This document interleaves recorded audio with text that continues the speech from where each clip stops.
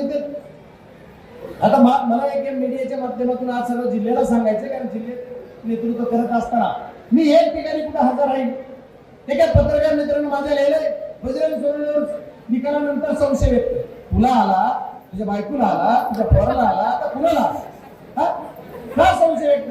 का तर बजरंग सोनवणे केस मध्ये फॉर्म भरायला दिसले नाही. माझा स्वतःचा मुलगा आहे, माझाच आहे, तिथं उभा होता राहता तो बंद येतो, पण मला लिहिलेला नाही.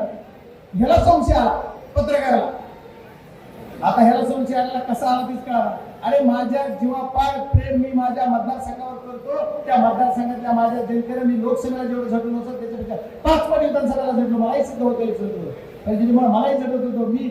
आणि पवार साहेबांवर निष्ठा ठेवून काम करणारा कार्यकर्ता म्हणल्यानंतर त्याच्यामुळे पत्रकार मित्रांची जरा एखाद्याचं बरोबर होईल असं काही करू नका. जरा ठीक आहे तुम्ही असतात सत्तेच्या बाजूचे, मान्य मला आज बेखडं काय सगळं काही अडचण नाही, पण सगळं सत्य लिहा.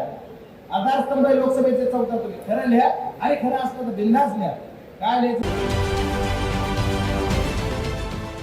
देश विदेशातील प्रत्येक घडामोडींचे लाईव्ह अपडेट मिळवण्यासाठी आता साम टीव्हीच्या सर्व सोशल मीडिया प्लॅटफॉर्मला लाईक, फॉलो आणि सबस्क्राईब करा.